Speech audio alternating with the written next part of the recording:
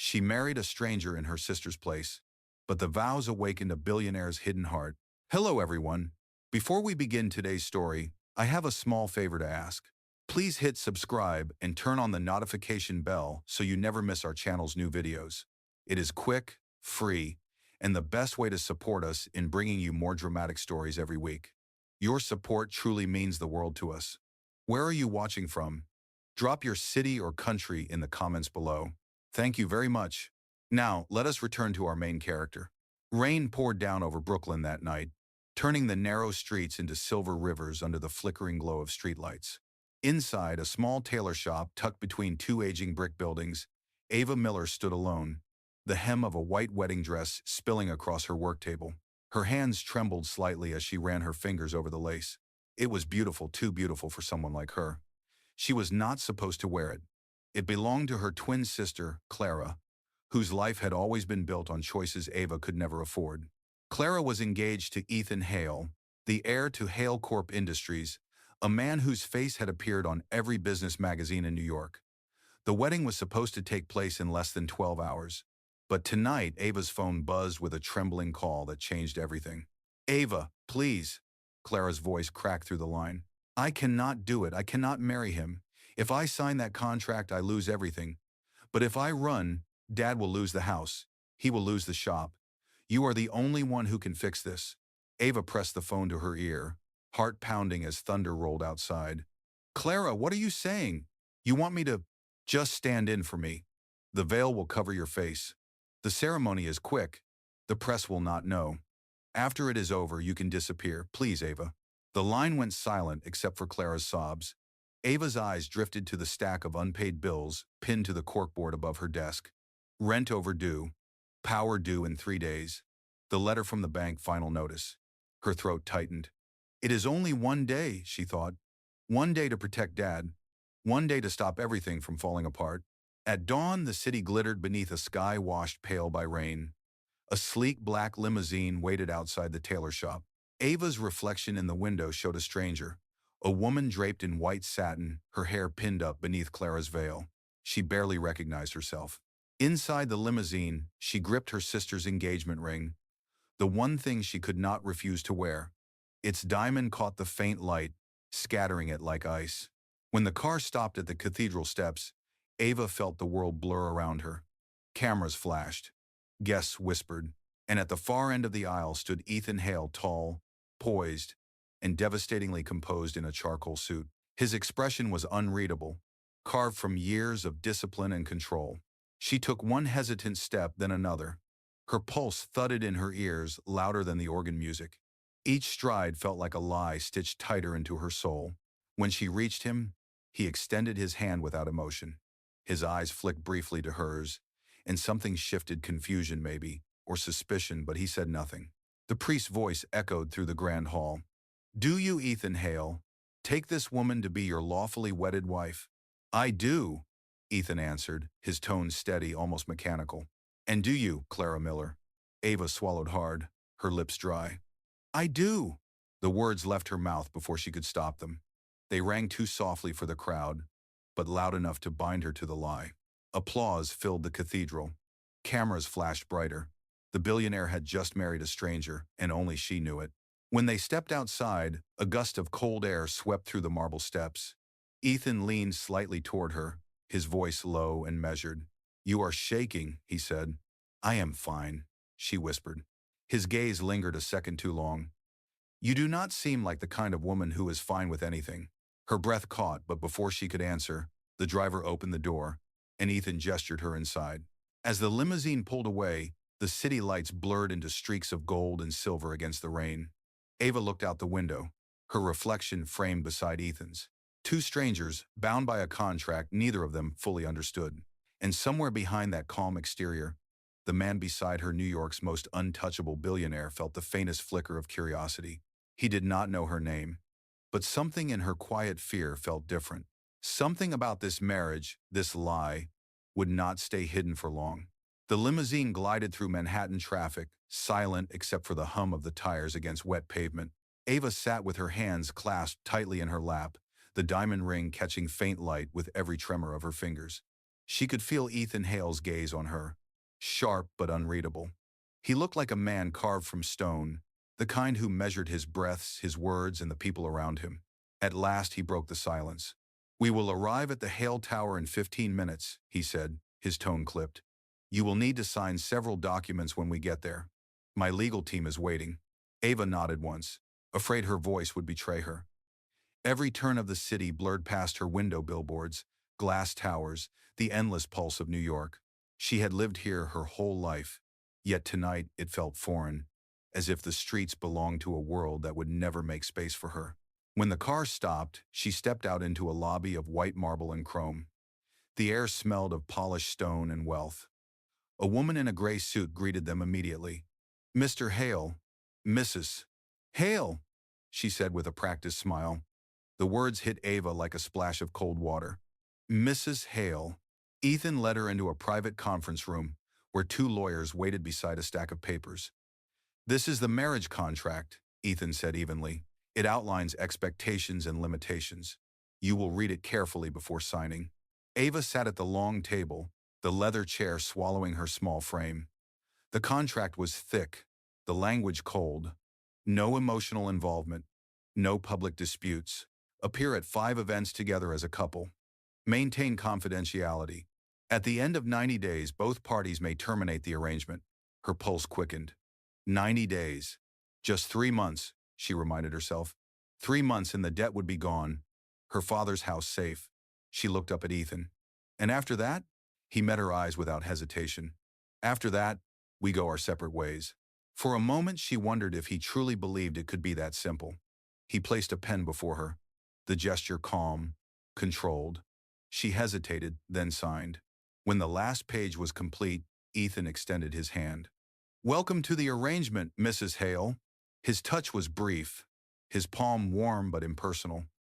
Still, something in his tone, a faint tremor under the precision, made her wonder what he was hiding behind that composure. Later that night, Ava followed a housekeeper through the penthouse suite. The ceilings soared high above her, lined with silver fixtures and glass walls overlooking the glittering skyline. It felt less like a home and more like a museum. Beautiful, empty, echoing. "Your room is here," the woman said softly, opening a door to a guest chamber furnished in cream and gold. "Dinner is served at 7. Mr. Hale prefers punctuality." When the housekeeper left, Ava stood in silence, staring out at the city. Her reflection shimmered faintly in the window, a ghost in a borrowed life. At dinner, the table stretched far too long for 2 people. Ethan sat at the opposite end, scrolling through his tablet while a chef placed silver dishes in front of them. The clink of cutlery echoed through the silence. "Are you always this quiet?"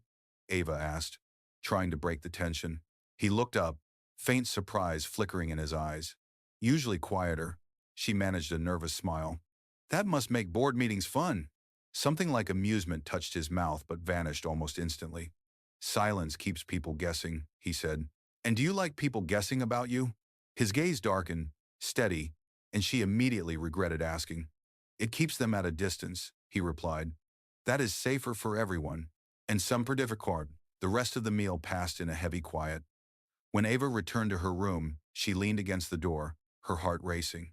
Somewhere in that vast penthouse, Ethan Hale lived surrounded by power, secrets, and silence. And though she had entered his world by mistake, she could already feel the weight of it pulling her in one heartbeat, one secret at a time. The following morning, sunlight spilled across the floor of the penthouse, cutting through the haze of sleeplessness in Ava's eyes. She had barely closed them all night. Every sound, the elevator hum, the faint buzz of the city below reminded her that she was living a lie inside a billionaire's glass cage. A soft knock echoed from the door. When she opened it, a neatly dressed assistant stood holding a leather folder. "Good morning, Mrs. Hale. Mr. Hale asked that you review today's schedule." Inside the folder was a typed itinerary with precise times. Breakfast at 7:30, media briefing at 9, meeting with the foundation board at noon. Ava's heart stumbled. "Media briefing," she whispered. The assistant smiled politely. "Mr. Hale prefers to present the image of a stable marriage. The reporters will ask a few light questions. Nothing personal." Ava nodded, trying to breathe. As the assistant left, she stared at herself in the mirror. The woman looking back was polished, composed, nothing like the seamstress from Brooklyn who spent nights mending clothes for rent. She pressed a hand to her chest, whispering, "You just have to survive 90 days." When she entered the dining room, Ethan was already there, dressed impeccably in a dark suit. He did not look up from his tablet. "Morning," he said simply. "Good morning," she answered, her voice small but steady. He finally glanced at her, scanning her outfit, a modest cream blouse and navy skirt chosen by the house stylist. "You look appropriate," he said, the compliment sounding almost like an evaluation. "Thank you, I think," she replied dryly. For a brief second, the corner of his mouth curved, but the expression disappeared as quickly as it came. The ride to Hale Corp headquarters was quiet. The building towered over the city like a monument of glass and steel. Reporters were already waiting outside. As soon as the car door opened, flashes exploded like lightning. "Mr. Hale, Mrs. Hale, how does married life feel?" someone shouted. Ava smiled tightly, the way she had practiced in the mirror. Ethan placed a steady hand at her back, guiding her through the chaos with calm precision. "Keep walking," he murmured under his breath. His touch, though brief, steadied her trembling steps. Inside the elevator, the noise fell away. She exhaled slowly. "Are they always that aggressive?" He glanced sideways. "They are not aggressive, they are hungry, and hunger makes people reckless." His tone was cold, but his hand lingered a moment before dropping to his side. For reasons she could not explain, that fleeting warmth stayed with her all day. At the foundation meeting, Ava sat quietly beside Ethan as executives discussed upcoming charity events. When a proposal arose to cancel funding for an orphanage renovation to save costs, Ava spoke up without thinking. "Excuse me," she said, her voice steady but gentle. "If the company can afford to host a gala, surely it can afford to fix a leaking roof over children's beds." "Is lighted Jepson's?" The room went silent. A few board members exchanged looks. Ethan's eyes met hers across the table, sharp. Assessing, but instead of cutting her down, he said, "She is right. Adjust the budget." Murmurs of approval followed, and the meeting moved on. As they exited, Ethan stopped by the elevator. "You should not speak in board meetings without being invited," he said. She met his gaze. "Would you rather I stay silent when something is wrong?" He studied her, then gave a faint nod. "You remind me of someone who used to challenge me the same way." "Your wife?" she asked softly, then caught herself. "I mean he interrupted, his voice low. "No, my father. It is 74 the right in my plane and the grains of that while, and is little better." For the first time his eyes softened, the steel cracking enough to show something human beneath. The elevator doors closed between them, but Ava knew she had crossed a line not of disrespect but of understanding.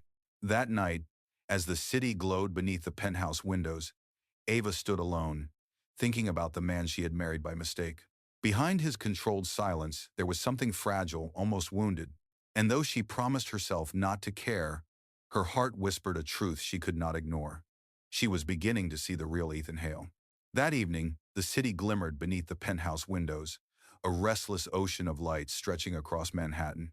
Ava sat at her sewing machine in the corner of her room, stitching a small tear in one of her dresses. The rhythmic hum of the needle calmed her nerves. She had grown used to long nights alone, but now every sound from the hallway made her pulse quicken. She never knew when Ethan might appear, quiet and unreadable, like a ghost who lived just beyond reach. A soft knock interrupted her thoughts. When she opened the door, Ethan stood there without his usual armor of formality. His tie was loosened, his shirt sleeves rolled up. "You are still awake," he said. "I could not sleep," she replied. "Old habits. I used to sew until sunrise." He leaned against the doorframe. "You fix things even when they are already broken." "It is what I do," she said. "You build empires. I fix seams." Something faintly resembling a smile crossed his face. "Both require patience." For a moment, silence stretched between them. Then he cleared his throat. "Tomorrow there is a charity gala. You will attend with me. It will be your first public test as Mrs. Hale." She straightened, nervous. "I have never been to anything like that." "Then learn quickly," he said. "The city will be watching."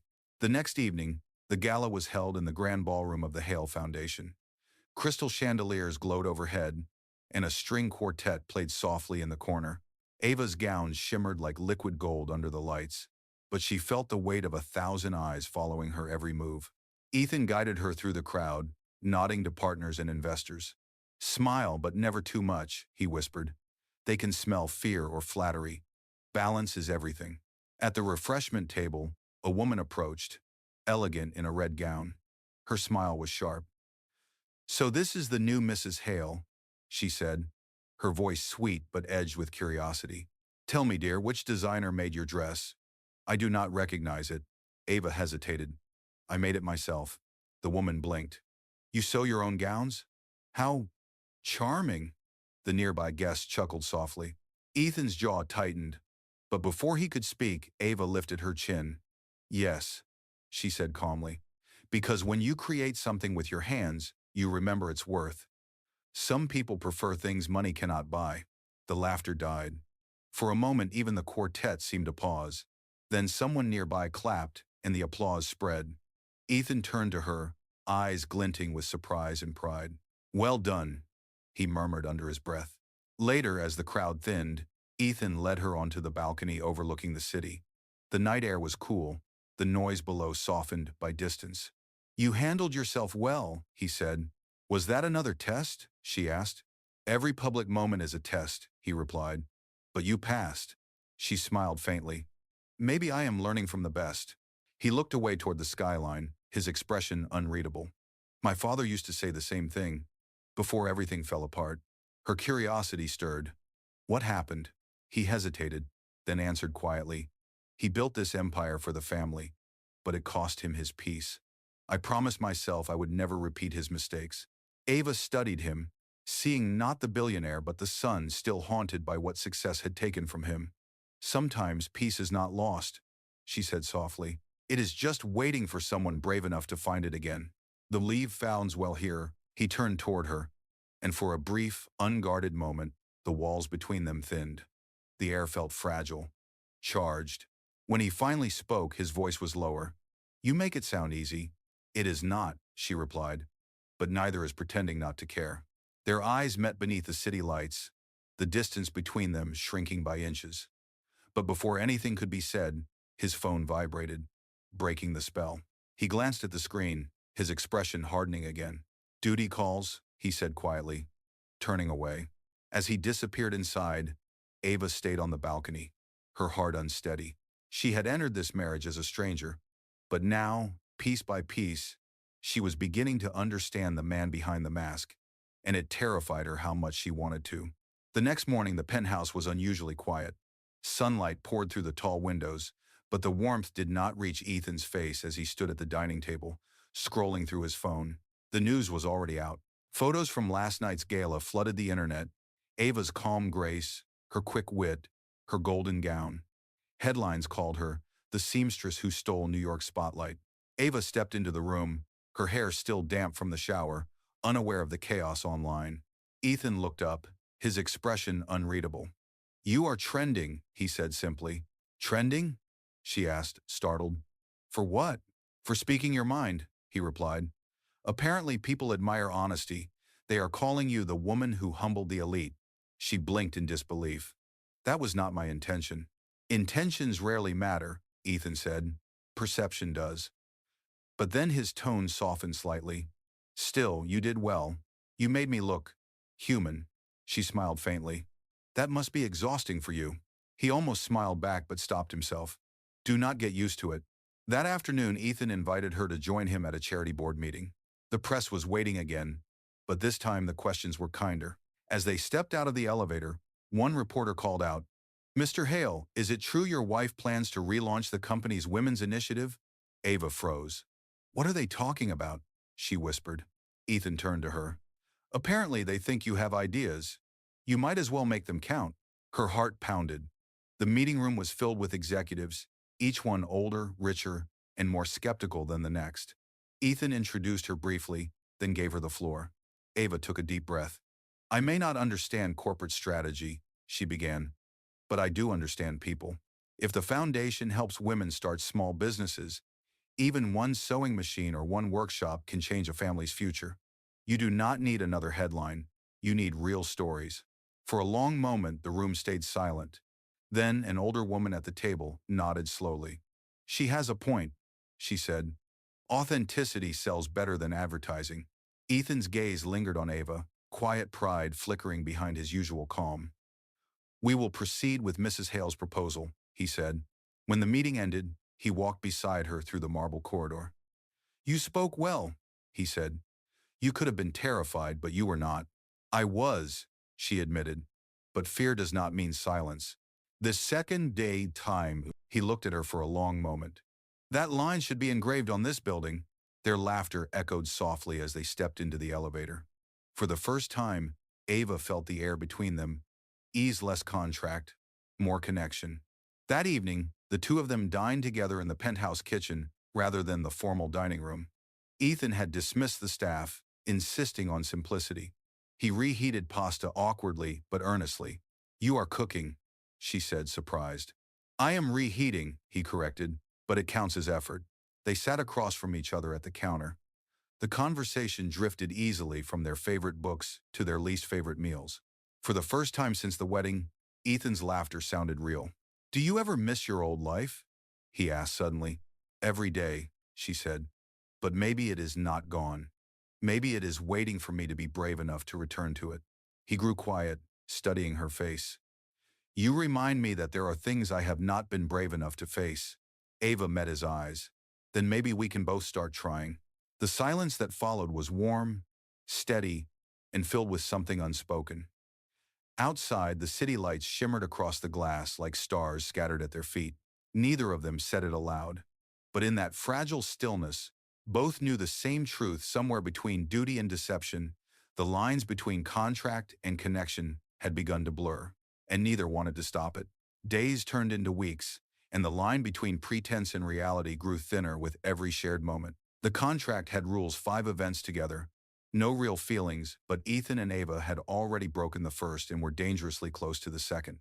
Every morning, they shared quiet breakfasts by the window overlooking Central Park. Ethan read his newspaper while Ava sketched dress designs in her notebook. He would glance at her drawings from time to time, pretending disinterest, though his eyes softened each time she added another detail. One night, Ethan found her asleep at the kitchen table, a half-finished sketch beneath her hand. The lamplight caught the tired curve of her smile. Without thinking, he draped his coat over her shoulders. For the first time in years, he felt something unguarded stir inside him, something he could not name. The next morning, when Ava woke up to find the coat around her, she smiled faintly. A small note had been left beside her sketchbook in Ethan's precise handwriting. Finish this one. I want to see how it ends. And the gang had his sands. Later that week, they attended a fundraiser at the Hale Foundation rooftop garden. The event glittered with silver lights and music, but for once Ethan looked relaxed. He guided Ava through the crowd, their movements perfectly synchronized, as if they had been partners for years rather than strangers bound by paper. Midway through the evening, as guests mingled, Ava slipped away to catch her breath by the terrace railing. The air was cool, filled with the hum of city life far below. A moment later, Ethan joined her, 2 glasses of champagne in hand. You handled the press well tonight, he said. You did not freeze even when they asked about our honeymoon. She laughed softly. I said we spent it in silence. It was not a lie. He chuckled, shaking his head. You have a dangerous sense of humor. Better than pretending to be someone I am not, she said.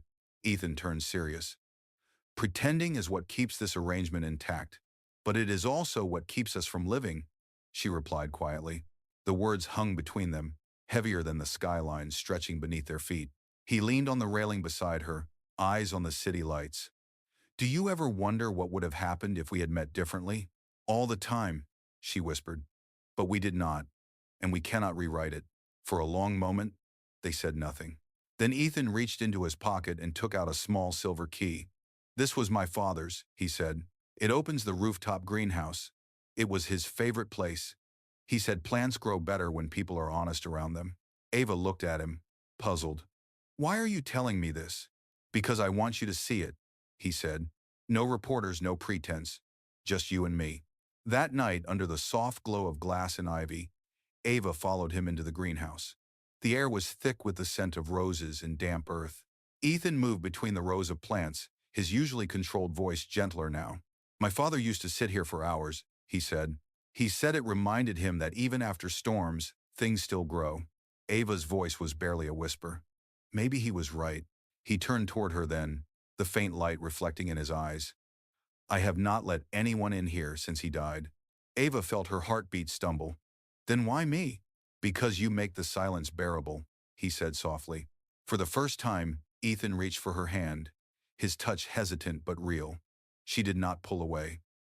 The greenhouse lights shimmered around them, and for a moment, the world outside disappeared. Neither of them spoke, but the air was full of words they were too afraid to say. Somewhere between duty and desire, the fake marriage had started to feel like something dangerously real. The following week, the fragile calm between them began to crack. The morning headlines hit like a storm. Across every business channel, the words flashed in bold letters, "The Hale marriage is a lie." Beneath it, grainy photographs of Ava's old life in Brooklyn filled the screen. Her tiny tailor shop, her father's house, and a picture of her sister, Clara. Ethan stood in his office, jaw tight as his phone buzzed endlessly. His assistant's voice trembled through the speaker. "Sir, the board has called an emergency meeting. They want an explanation. It is in mind audit." By the time Ava arrived, security guards were already outside the Hale Corp building holding back reporters. Microphones flashed in her face as she pushed through the crowd. "Mrs. Hale, is it true you are not who you said you were? Did you deceive Mr. Hale for money?" Her throat tightened. "No comment," she managed, keeping her head down. Inside, she found Ethan waiting by the conference room window, his back turned. "I am sorry," she said quietly. "I do not know how they found out." He turned sharply. "You do not know?" His voice was low but heavy. "Your sister signed the original marriage license, Ava. They traced it. You lied to me from the start." Ava's heart pounded. "I did not do this for myself. Clara ran away, and our father." "I do not care about your excuses," Ethan snapped. "Do you realize what this does to my company? To my name?" Her eyes filled with tears. "You are the one who made it a contract, Ethan. I only kept my word." For a moment, silence swallowed the room. Then he stepped back, his face cold again. "The board will demand my resignation if this continues. Until we fix this, you will stay out of the public eye. Effective immediately, the contract is suspended." Ava could barely breathe. "Suspended? What does that mean?" "It means this marriage is over," he said. "You will receive compensation for the remaining term. My driver will take you home." Home! The word cut like glass. There was no home anymore, only an empty tailor shop and the weight of everything she had lost. When she left the building, cameras surrounded her once more, but she did not flinch this time. She walked straight through the chaos, face pale, eyes steady. Somewhere deep down, she understood this was not just about lies. It was about trust shattered in the one place she had started to feel safe. That night, Ethan sat alone in the penthouse. The silence that once comforted him now felt suffocating. On the table lay the silver key he had given her, returned neatly in an envelope. Next to it was her sketchbook, open to a final design, a gown drawn in pencil and signed simply, "For the day we stop pretending." He stared at it for a long time. His chest ached with something he could not fix by logic or contracts. For years he had believed emotions were weaknesses that destroyed men. But tonight, the emptiness felt worse than any weakness he had ever known. Meanwhile, across the river in Brooklyn, Ava sat by the shop window where it had all begun. The rain returned, soft and steady, just like the night she had first agreed to take her sister's place. She whispered to herself. It was never supposed to be real, yet even as she said it, she knew it was a lie. Somewhere between deceit and truth, something real had been born, and no headline could erase it. In another part of the city, Ethan looked out over the skyline, the reflection of the empty penthouse staring back at him. For the first time, he wished he could undo more than just a mistake. He wished he could undo his pride. But pride, like glass, once shattered, only cut deeper when you tried to hold it. 2 weeks passed in silence. The scandal that had shaken the Hale empire slowly began to fade from the front pages, replaced by newer headlines. But inside both their worlds, the damage remained. Ava returned to Brooklyn, working quietly in the small tailor shop she once shared with her father. Each morning she unlocked the door, turned on the lights, and tried to pretend the past 90 days had been nothing more than a strange dream. The bell above the door jingled one afternoon, A customer stepped in, a young woman holding a torn evening dress. "You are Ava Hale, right?" she asked shyly. Ava froze. "Just Ava Miller," she corrected softly. "I saw you on television," the woman said. "What you said at the gala, it made me start my own business. I just wanted to thank you." When the woman left, Ava stood alone in the quiet shop, staring at the half-finished dresses around her. For the first time since the scandal, she felt a spark of warmth. Maybe her brief, messy time as Mrs. Hale had not been meaningless after all.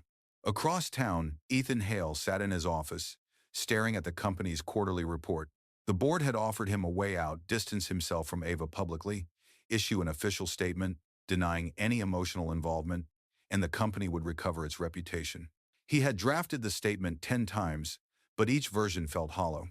Late that night, as the city lights flickered beyond the glass walls, Ethan closed the report and reached for his phone.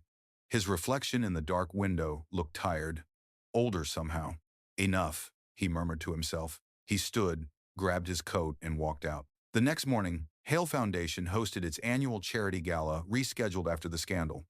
Reporters gathered in anticipation, expecting Ethan Hale to appear alone and deliver a cold apology. When he took the stage, cameras flashed. His usual calm, distant expression was gone. Instead, there was something raw in his voice. "Good evening," he began. "Tonight was meant to celebrate rebuilding trust, not only within this company but within ourselves. I once thought trust could be written in contracts. I was wrong." A hush fell over the audience. Ethan paused, his gaze sweeping across the room. "The woman you all saw beside me these past months did not marry me for money or power. She married me to save her family. And in doing so, she taught me something I had forgotten: that integrity is not measured by wealth but by courage." Whispers rippled through the crowd as he continued. "I made a mistake by doubting her, by letting pride decide what my heart already knew. Tonight I am not here to defend my name, I am here to honor hers." The audience fell completely silent. For a heartbeat, the city outside seemed to stop. Ethan stepped down from the podium, ignoring the flashing cameras. He walked straight out of the ballroom, the speech still echoing in the air. Meanwhile, in her small shop, Ava was pinning fabric when her phone buzzed with notifications. Dozens of messages lit up her screen, clips of Ethan's speech spreading across every platform. The final line of his confession appeared everywhere. "She reminded me that love does not need proof. It only needs truth." Ava's hands shook. Before she could process it, the shop bell rang again. She turned and froze. Ethan stood in the doorway, rain glistening on his coat, his expression uncertain but hopeful. "You once told me fear does not mean silence," he said softly. "So I am here, trying not to stay silent anymore." For a long moment, neither spoke. Then Ava whispered, "You should not have come. It is Repsome." "I had to," he said, "because I finally understand that what started as a contract became the only promise I have ever wanted to keep." Her eyes filled with tears. The city outside blurred in the rain, but inside that tiny shop the world felt still. The man who once built walls now stood with open hands, and for the first time Ava believed him. Their story had begun with a lie, but now it was ready to be rewritten in truth.